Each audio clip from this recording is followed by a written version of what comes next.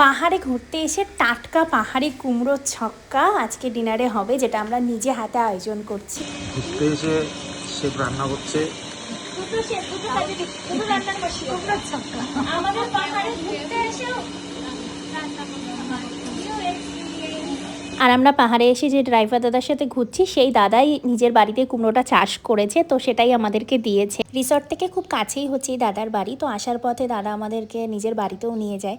আর সেখানে গিয়ে দেখি অনেক ধরনের জমিতে চাষ হয়েছে, যে ভুট্টা থেকে শুরু করে রসুন, কলা, আরও অনেক ধরনের ফুল গাছ। আর আসার পথে আমি রাস্তায় যত সুন্দর সুন্দর পাহাড়ি ফুল গাছ দেখেছি, সব আমি ডাল মোটামুটি ভেঙে নিয়ে এসেছি। দাদাই আমাকে হেল্প করেছে, তো সেগুলো আমি অন্য কোনো ভিডিওতে তোমাদের সাথে শেয়ার করব। আর এই ভিডিও ক্লিপটা কিন্তু এই দাদাই বানিয়ে দিয়েছে। আর তারপর আমার এই ভিডিওগুলো দেখার পরে এই ভিডিও ক্লিপটা দিয়ে বলেছে আমি যেন অবশ্যই তোমাদের সাথে এই ভিডিওটা শেয়ার করি। ডিজেল ওভেনে রান্না হচ্ছে গ্যাস সংকটের কারণে।